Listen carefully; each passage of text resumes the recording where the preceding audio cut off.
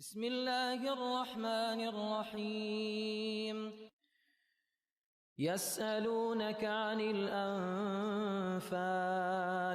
قل الأنفال لله والرسول فاتقوا الله وأصلحوا ذات بينكم وأطيعوا الله ورسوله إن كنتم مؤمنين إنما المؤمنون الذين إذا ذكر الله وجلت قلوبهم وإذا تليت عليهم آياته زادتهم إيمانا وعلى ربهم يتوكلون الذين يقيمون الصلاة ومما رزقناهم ينفقون أولئك هم المؤمنون حقا لهم درجات عند ربهم ومغفرة ورزق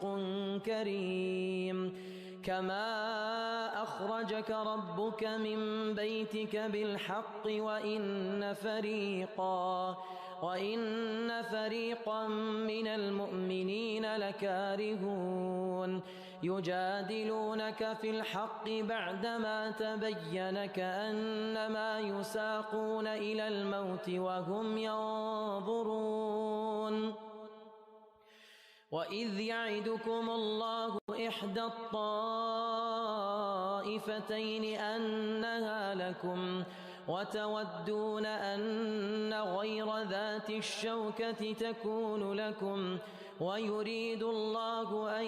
يحق الحق بكلماته ويقطع دابر الكافرين ليحق الحق ويبطل الباطل ولو كره المجرمون إذ تستغيثون ربكم فاستجاب لكم أني ممدكم بألف من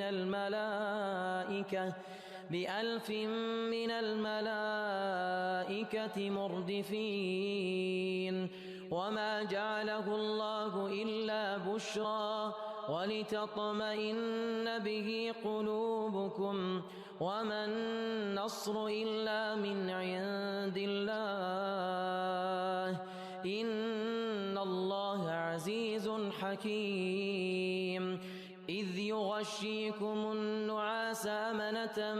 منه وينزل عليكم من السماء ماء ليطهركم به ويذهب عنكم رجز الشيطان وليربط على قلوبكم ويثبت به الأقدام إذ يوحي ربك إلى الملائكة أني معكم فثبتوا الذين آمنوا سألقي في قلوب الذين كفروا الرعب فاضربوا فوق الأعناق واضربوا منهم كل بنان ذلك بأنهم شاقوا الله ورسوله ومن يشاقق الله ورسوله فإن الله شديد العقاب ذلكم فذوقوه وأن للكافرين عذاب النار يا أيها الذين آمنوا إذا لقيتم الذين كفروا زحفا فلا تولوهم الأدبار ومن يولهم يومئذ دبره إلا متحرفا لقتال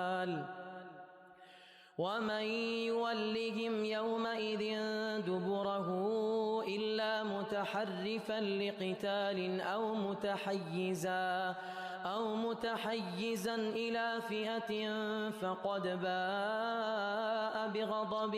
من الله ومأواه جهنم